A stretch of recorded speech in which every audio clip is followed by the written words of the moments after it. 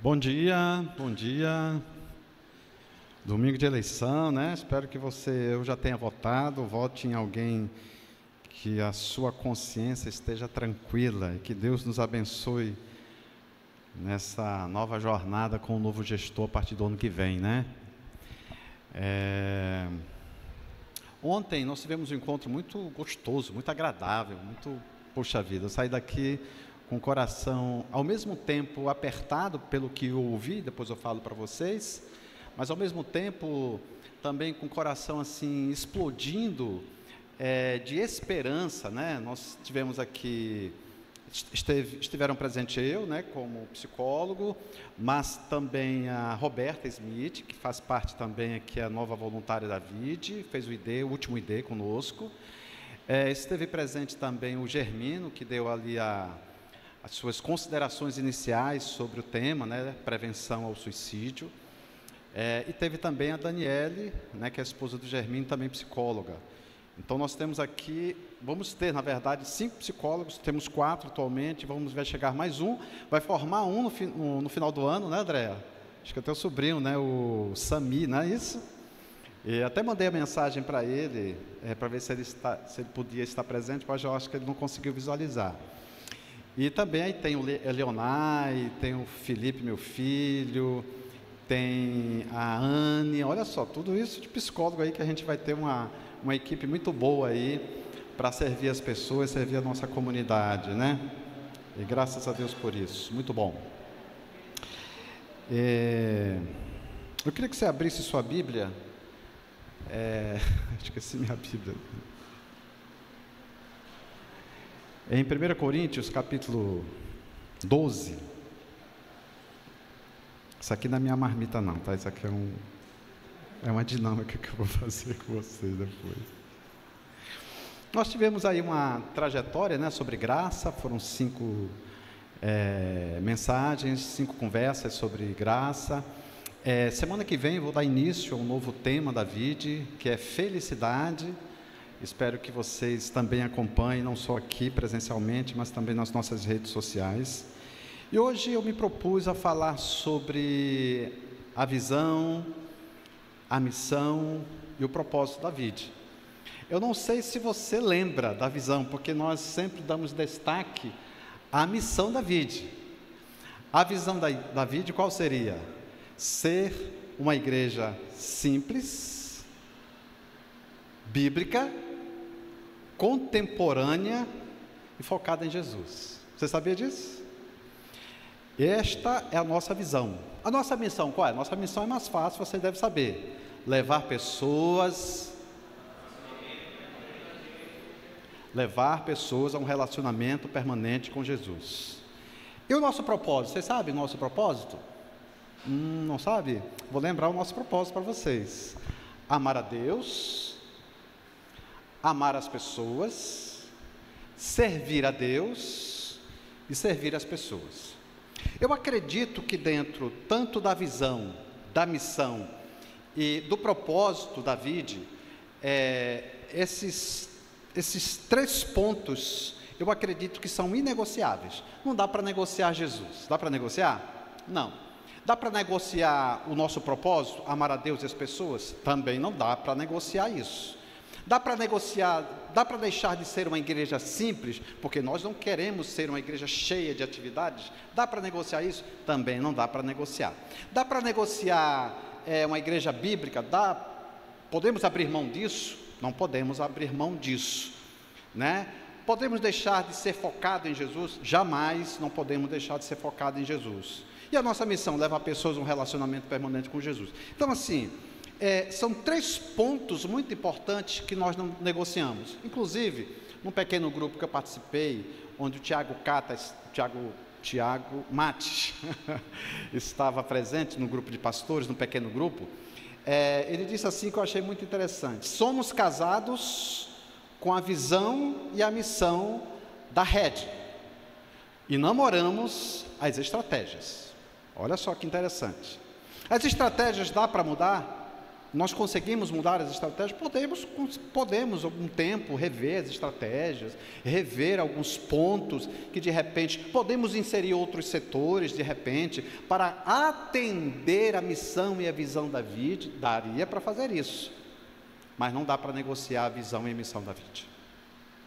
É dentro destes propósitos, destes pontos importantes, que nós entendemos ser importante a nossa caminhada com Jesus. A nossa caminhada com Jesus, nós podemos, enquanto igreja de Jesus, podemos caminhar nesta direção. E aí eu queria, a partir destes pontos, desses elementos que nós falamos aqui, que não conseguimos negociar, queria que você abrisse a sua Bíblia em 1 Coríntios capítulo 12. E aí Paulo fala sobre unidade da igreja. E é sempre importante nós entendermos que unidade não é uniformidade. Vou repetir para você. Unidade da igreja não significa que nós iremos ser, ou precisamos ser, ou temos que ser uma igreja uniforme. Porque ser uma igreja uniforme me lembra aquela coisa da forma.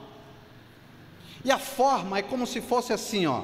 Eu pegasse a igreja, uma igreja que, eu vou falar aqui depois para vocês, é uma igreja da multiplicidade, é uma igreja da diversidade, é uma igreja em que ela precisa entender o seu lugar do exercício da alteridade. Então eu não posso pegar os membros do corpo desta igreja, dobrar, né, como se fosse assim, ó.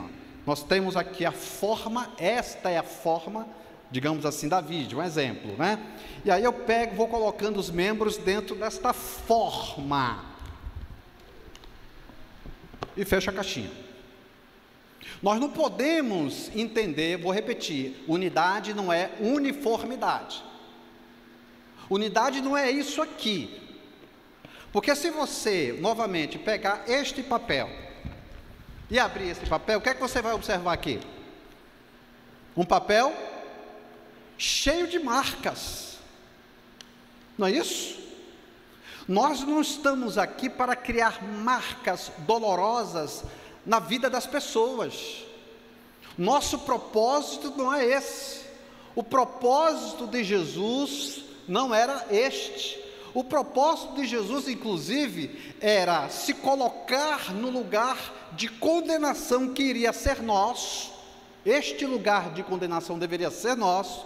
E Jesus se colocou neste lugar para sofrer em nosso lugar, para que a maldição eterna não caísse sobre nós, para que a condenação eterna não caísse sobre nós.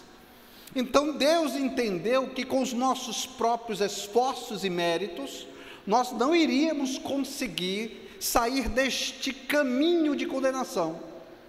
E aí, para que nós não sofrêssemos eternamente, não levasse essas marcas para a eternidade, Deus enviou o seu Filho Jesus, para que nós pudéssemos ser curados, e não machucados. Se a gente entender que a igreja, para ser uma igreja da unidade, precisa ser uniforme, e aí eu me lembro do quê? Uniforme da forma, da rigidez, né? Da própria forma. E aí, quando nós pensamos na forma, nós eliminamos qualquer tipo de criatividade. A forma elimina a criatividade. A forma elimina a criatividade deste membro que poderia ser, dentro do seu lugar neste corpo, ser um membro criativo, dentro dessa pluralidade da igreja, e a gente vai encaixotando as pessoas. Então a pessoa uniforme é o seguinte: é a pessoa que possui forma, é a pessoa que é conduzida a pensar como eu penso, sentir como eu sinto e agir como eu ajo. Eu penso, eu sinto e eu ajo. Se a gente coloca essa pessoa neste lugar, eu tiro a criatividade, e não apenas eu elimino a criatividade dessa pessoa, como também eu desconfiguro esta pessoa, porque essa pessoa precisa pensar como eu penso, essa pessoa precisa sentir o que eu sinto, e aí você tira a individualidade dessa pessoa, você elimina a singularidade desta pessoa. Jesus deu vazão e deu oportunidade para que nós pudéssemos expressar o que nós sentimos. Inclusive o Russell Shedd, quando fala da imagem e semelhança de Deus, ele diz o seguinte, que a imagem e semelhança de Deus diz respeito à nossa capacidade de pensar, de sentir e de agir. Só que isso foi perdido ao longo da vida. Quando às vezes nós não nos sensibilizamos, quando nós olhamos para o outro e não conseguimos enxergar o outro, perceber o outro. E a igreja de Jesus precisa ser uma igreja que represente, que demonstre os valores do reino de Deus. E que valores do reino de Deus é esse? Então abra a sua Bíblia aí, no capítulo 12, quando Paulo escreve esta carta à igreja de Corinto, ele diz o seguinte, versículos 12 em diante: porque assim como o corpo é um e tem muitos membros, e todos os membros, mesmo sendo muitos, constituem um só corpo, assim também é com respeito a Cristo. Quando Paulo faz esta comparação e apresenta esta igreja como uma igreja em que ela é participante ativa do corpo, ou seja, ela começa a pertencer a este corpo. É assim que a gente precisa enxergar a igreja. A igreja pertence ao corpo. Então, se ela pertence ao corpo, imagine só a minha mão aqui, né? O meu dedo. Vamos colocar essa triste experiência, essa triste experiência dolorosa, né?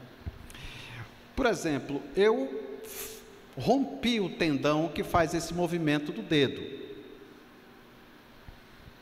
Cara, eu tenho sentido muita falta de abraçar o copo assim, ó.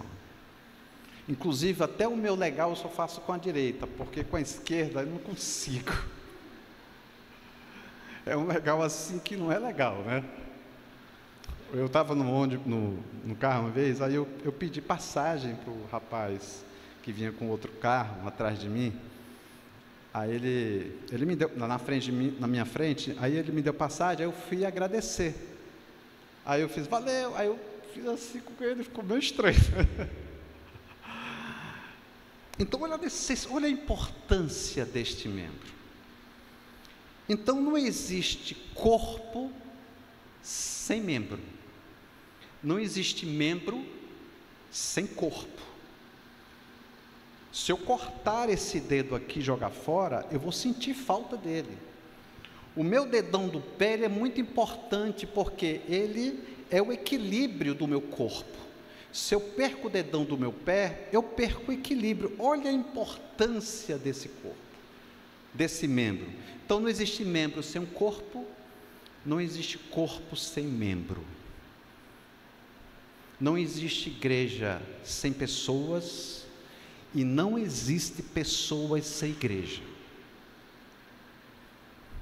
A importância de você pertencer a um corpo é para que você, enquanto membro deste corpo, possa ser alimentado por este corpo. Inclusive o corpo, ele tem uma função, ele trabalha de uma forma para que ele tenha esta autorregulação, essa homeostase, esse equilíbrio. O corpo busca isso. Se esse dedo continuar desse jeito, que eu espero que não seja, que não fique, né? O corpo vai se reorganizar, minha mão vai se reorganizar para que ela possa atender a função desse dedo.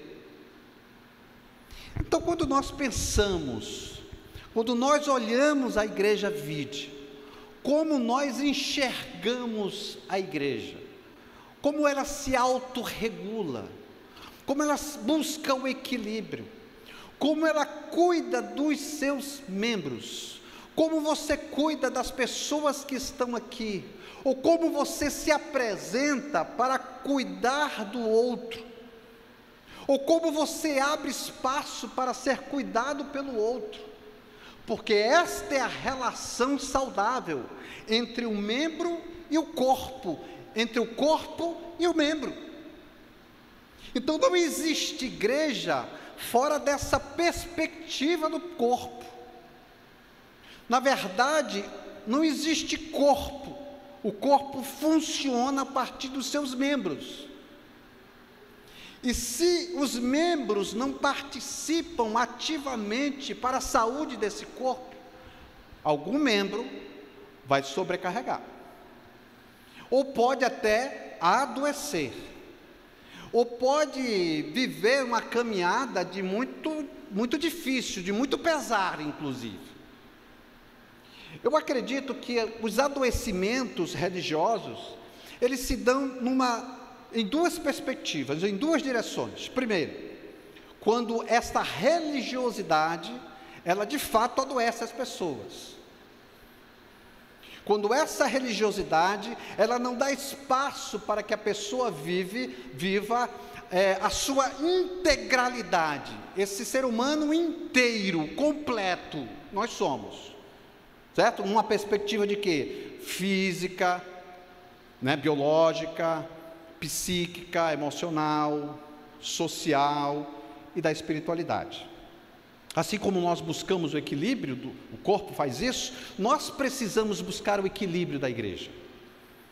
Mas como essa igreja vai se tornar uma igreja saudável?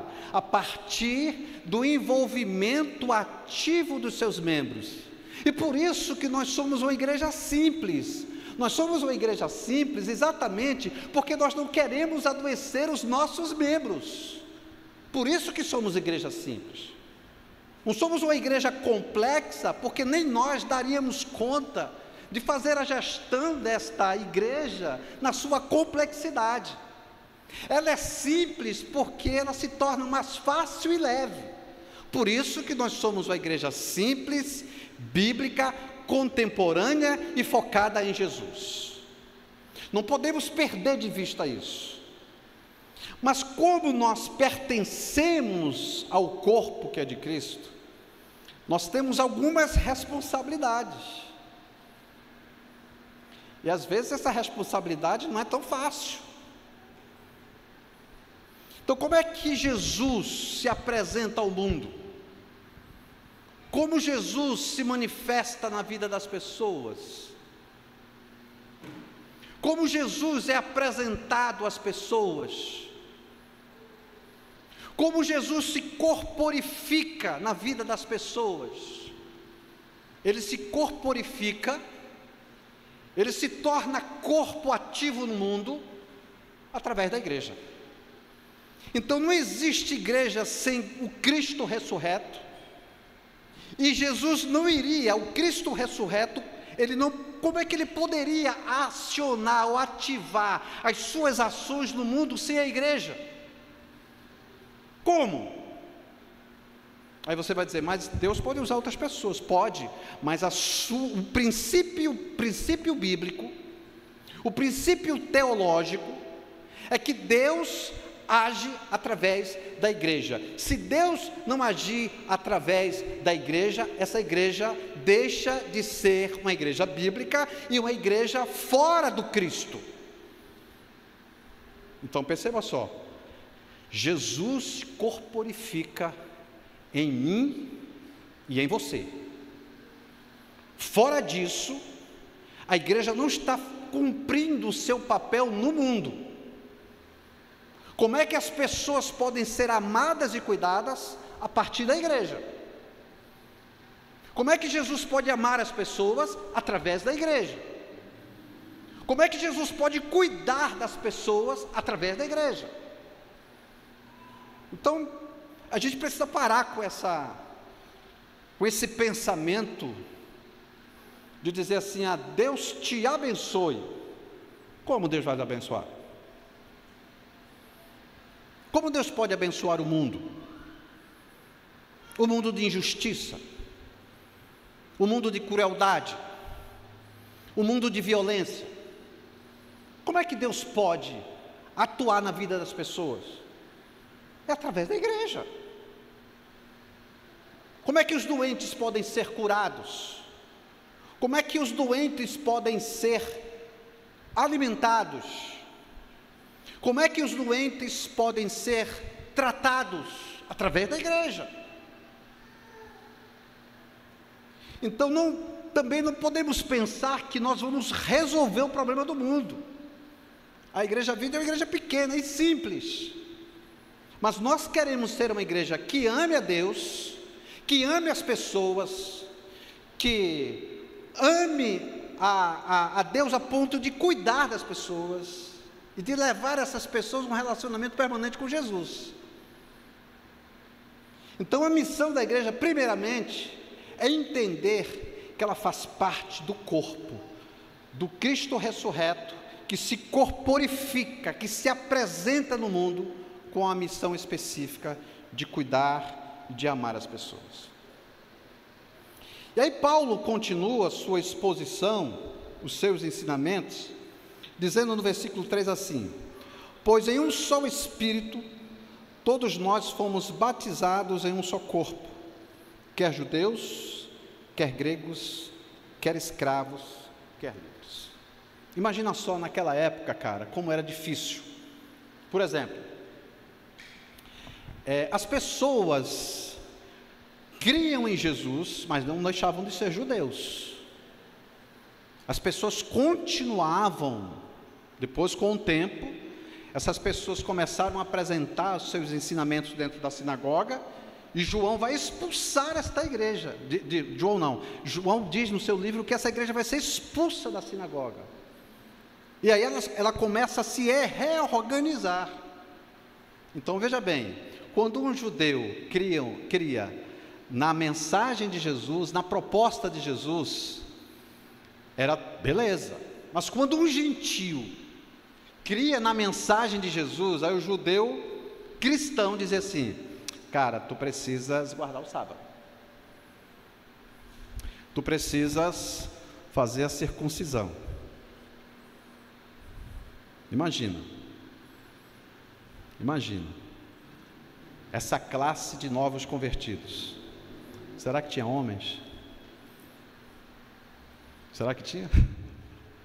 Será que o homem ia feliz? Hoje eu vou participar da classe de novos convertidos. Circuncisão. Só tinha mulheres nesse negócio, cara. E Paulo vai ser esse cara juiz, que vai dizer para a igreja: isso está errado, não é bem assim, isso está muito pesado, nem nós conseguimos fazer algumas coisas que vocês inclusive, anunciam e pregam como verdade. Então Paulo vai dizer, em uma das suas cartas, dizer o seguinte ao concílio, houve um concílio para isso. Na verdade, o concílio chegou à conclusão o seguinte, que duas coisas eles precisavam estar tranquilos: circuncisão, nunca mais. Imoralidade sexual, eles precisavam, e eles diziam que isso precisava ser preservado. E aí, essa confusão toda dentro da igreja. Por isso que Paulo vai dizer assim: olha, o batismo é a inserção das pessoas, independentemente dessas pessoas, é a inserção definitiva no corpo. Então, quer judeus, quer gregos, quer escravos, quer livres, todos estão inseridos no corpo através do batismo. O batismo era essa marca, era esse símbolo, em que este membro já estava ativo no corpo. E aí Paulo vai dizer no versículo 14 do mesmo capítulo 12, porque também o corpo não é um só membro, mas muitos. Existem muitos membros. E dentro desses membros existe a pluralidade. Precisamos entender que a igreja é uma igreja plural. O que é uma igreja plural? A igreja que tem diversas pessoas com diversas funções, com diversos dons, com diversas potencialidades. E aí Paulo vai construindo isto com a igreja.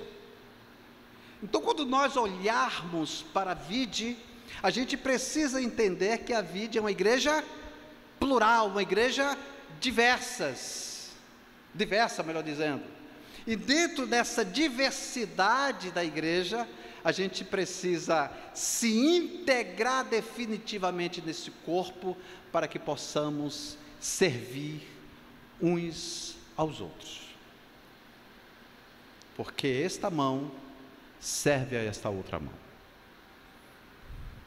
Existe um sistema que funciona dentro de mim, para que o meu corpo continue sadio. Eu me lembro da gravata que Lyoto Machida levou, eu não sei o nome dele, esqueci, daquele boxeador lá, daquele lutador. Eu não lembro agora. Lembra, Daniel? É isso mesmo. E aí ele recebeu uma gravata, e nessa gravata que ele recebeu, ele apagou. Caiu. Muitas pessoas pensavam, o cara morreu. Quebraram o pescoço do meu lutador. Na verdade, o corpo buscou proteger o próprio corpo. Aquele apagão do Lyoto foi para que o corpo pudesse ser preservado e voltasse novamente à sua autorregulação, ao seu equilíbrio. Nós precisamos, enquanto igreja de Jesus, buscar este equilíbrio. Não existe igualdade, né? Esta mão, por mais que seja parecida com essa, mas ela tem uma função diferente no meu corpo. Eu sou destro e consigo escrever com esta mão, com esta outra mão aqui eu não consigo. Então Jesus inaugurou as relações igualitárias. Jesus não inaugurou as relações dos iguais. Relações igualitárias é quando eu vejo o outro com um olhar como se fosse para mim mesmo. Que o outro é diferente de mim, no sentido da sua maneira de se apresentar ao mundo, da sua história, da sua maneira como ele estabelece as relações e os vínculos. Isto ele é diferente de mim. E a partir desta diferença eu vejo a igualdade enquanto ser humano. Ele é tão ser humano quanto eu. Esta mulher é tão ser humano quanto eu. Esse pobre é tão ser humano quanto eu. Esta pessoa é tão ser humano quanto eu. Então não existe diferenças no corpo. E Paulo vai dizer isso, nesta pluralidade. Mas esta pluralidade, ela não pode ser, o fato de ser plural, de ser única dentro deste corpo, nós não podemos desprezar e entender que a vida é vivida dentro do aspecto unitário, da individualidade. Eu não posso entender dentro do corpo, eu posso viver deslocado do corpo, separado do corpo, isolado do corpo. A gente não cobra aqui frequência, você tem que vir todos os domingos. Inclusive eu nunca pensei nisso.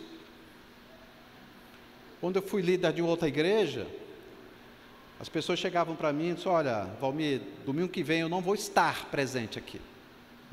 Ok? Porque eu vou para a piscina, vou passear com a minha família. Tudo bem. Mas eu não posso usar isso sempre, todos os domingos, porque aí eu vou deixar de ser participante deste corpo. A nossa vida também é uma vida comunitária, uma vida de partilha, uma vida de solidariedade, uma vida de contribuição a este corpo. Qual a contribuição que nós temos dado? Quando eu falo de contribuição, eu não falo de grana. Como, enquanto membro, eu posso servir a comunidade? Como o Valmir pode servir a sua comunidade? Como o Valmir pode cuidar do corpo em que ele faz parte? Como? Eu vejo que eu posso ensinar. Eu vejo que eu posso escutar. Eu vejo, enquanto pastor da igreja, como aquele que orienta, como aquele, inclusive, que aconselha bíblico e teologicamente a igreja, para que este corpo seja um corpo saudável e equilibrado, dentro daquilo que ela pensa do Evangelho. Essa é a minha contribuição do corpo. Qual a sua contribuição no corpo? Como é que você se enxerga dentro do corpo? Como é que você se percebe dentro do corpo vide? E aí olha só o que diz o texto de Paulo quando ele continua. Se o pé disser, porque não sou mão, não sou do corpo, nem por isso deixa de ser corpo. Se o ouvido disser, porque não sou olho, não sou do corpo, nem por isso deixa de ser do corpo. Se todo o corpo fosse olho, onde estaria o ouvido? Se todo ele fosse ouvido, onde estaria o olfato? Parece que existe essa busca por comparação, né? Eu só vou servir quando eu ter a excelência de fulano de tal. Eu só consigo ajudar as pessoas quando eu encontrar este padrão, alcançar este padrão. Eu só consigo servir a igreja quando eu entender que eu me aproximo da qualidade de como a pessoa ensina, de como a pessoa ministra, de como a pessoa serve em um determinado setor. Porque é a busca do igual. E a busca do igual machuca, e ela não só machuca, ela isola. Porque se você entender que, sabe quando eu era mais jovem, eu dizia assim, eu quero pregar igual esse cara aí. Rapaz, era um peso terrível. Eu quero ser igual o fulano. Um jovem pastor, diz assim, eu quero ser famoso igual a fulano de tal. E isso por muitos anos mesmo, eu carreguei isso.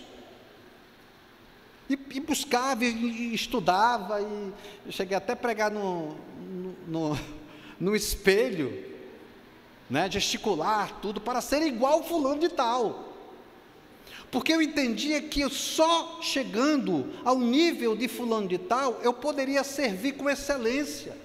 E cadê a minha singularidade dentro do corpo? Cadê a minha função dentro do corpo? E aí Paulo vai continuar dizendo o seguinte, olha só, 18, mas Deus dispôs os membros, repete comigo aqui, Deus dispôs os membros. Então veja bem, o lugar que você poderia ficar, pode ser o lugar onde Deus quer que você esteja para servir. O lugar que você poderia servir, pode ser o lugar que Deus está te chamando e te convidando para servir. Então não existe lugar e que não seja de Deus dentro do seu corpo. Imagina se a minha mão chegasse com ela assim, não, olha, você não vai chegar nesse nível, você não faz parte desse corpo. Se eu nasci com esta mão aqui, ela nem é amputada, depois eu recebi outra mão. Então Paulo vai dizer que o fato de você estar onde você está, independentemente da luz que se dá àquilo que você faz, foi o lugar que Deus te colocou para servir. De repente você diz, eu nunca vou ser pastor da vida, eu queria ser pastor da vida, então eu vou esperar esse dia. Ou você vai ser líder de algum lugar, então um dia que eu for líder, então eu vou começar a servir. E o lugar que Deus está te chamando, até te preparando para um outro lugar, nessa dinamicidade da igreja, nessa igreja que é dinâmica, nessa igreja que se apresenta para servir, ajudar e amar as pessoas, aonde você se encaixa nisso? Mas Deus dispôs os membros, colocando cada um deles no corpo, como Ele quis. Se todos, porém, fossem um só membro, onde estaria o corpo? Não existiria corpo. Se todos pensassem do mesmo jeitinho, eu quero servir num determinado lugar e só vou servir se for colocado nesse determinado lugar, onde estaria o corpo? O corpo disfuncional, o corpo doente. Imagina eu sendo só olho, né? Como estaria essa função do corpo? Como eu poderia estender as mãos a alguém? Como eu poderia ajudar alguém? Como eu poderia abraçar alguém se eu fosse só olho? Então não existe essa uniformidade dentro do corpo. Existe esse corpo que é plural, mas um corpo que é interdependente. Dessa mão que serve essa outra mão, desta mão que pega a comida e leva à boca, da língua que saboreia, dos dentes que mastiga, que tritura o alimento, do esôfago que percorre, o alimento percorre até chegar no estômago. Eu vou parar por aqui, tá? Parar por aqui. Então é isso, é esse corpo funcionando, cara. Então saia daqui pensando assim, como eu posso trabalhar para que a visão da vida possa se tornar uma realidade na nossa missão neste mundo?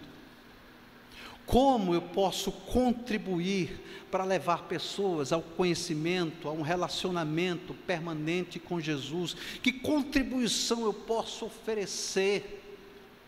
Que contribuição eu posso dar? Que tempo eu posso dedicar? Que tempo você pode dedicar? Eu tenho tempo para ler, eu tenho tempo para me preparar, eu tenho tempo para pregar. E Eclesiastes diz que há tempo para tudo. Qual o tempo que você dedica para servir? Ou você pensa que dentro do corpo você precisa dedicar o tempo que sobra? Você dedica o tempo que sobra para você? Para você mesmo? Ah, não tive tempo hoje de almoçar, então não vou almoçar porque já vem um jantar e muito provavelmente eu não vou ter tempo para jantar e eu vou dormir com fome. É assim que funciona? Eu não tive prioridade para mim. Se você não teve prioridade para você, onde está você dentro de você? E quem é você dentro do percurso da sua existência? E para concluir, no versículo 21 diz assim: os olhos não podem dizer à mão, não precisamos de você. Versículo 23, a estes damos muito maior honra. É muito comum também dentro de, por exemplo, dos setores da vida, é possível que tenha aí percorrido na sua cabeça, que você vai dizer assim, a recepção não é tão importante. Só fica ali recebendo as pessoas, depois e aí, não faz mais nada? Não existe superioridade dos membros dentro do corpo. Inclusive, quando Paulo descreve aqui, ele vai dizer o seguinte, que aqueles membros que se acham superiores, eles precisam servir, entre aspas, aqueles inferiores. Então, se você tem mais qualificações ou mais dons, e percebe isso em você, a sua responsabilidade é servir mais, sabia? Inclusive aqueles que não têm, que acham que não têm, na verdade. Então, como nós servimos a nossa comunidade? Como nós servimos ao corpo de Cristo, chamado Igreja Batista Videira? Como você pode se inserir neste corpo? E aí no capítulo 17 do livro de João, Jesus diz, já no metade do capítulo 17, ele diz o seguinte: a minha oração é para que esse corpo, para que esta igreja seja um. Nós precisamos ter uma igreja, mas dentro desta igreja, os membros trabalhando para servir, e servir significa ser o corpo de Cristo neste mundo de injustiça e de crueldade. Que Deus nos abençoe, que Deus nos ajude nesse percurso enquanto igreja, que Deus use os nossos dons e talentos para servir uns aos outros e servir ao mundo. Queria que você curvasse sua cabeça e orasse juntamente comigo. Senhor Deus e Pai, muito obrigado por tudo que o Senhor nos ensinou e por tudo que nós oferecemos a Ti esta noite, esta manhã, como parte do nosso culto a Ti. Muito obrigado pela entrega que nós fizemos a Ti. Mas que essa entrega não seja apenas num domingo pela manhã. Que essa entrega seja uma entrega diariamente. Que o nosso culto a Ti, Senhor, a nossa maneira de Te adorar não seja só uma maneira de refletir e de ser tocado e de ser mexido pelo Teu Espírito que habita em nós. Mas também, Senhor, isso seja tão forte, presente, significativo, que possamos sair desse momento em que nós fomos tocados e mexidos para servirmos a nossa comunidade de amor que se apresenta a este mundo, se propondo a ser parecido com Jesus, na maneira de pensar, na maneira de sentir e na maneira de servir. Nos ajuda nisto, nessa nossa jornada no mundo. Faz isso por amor de Jesus. Amém.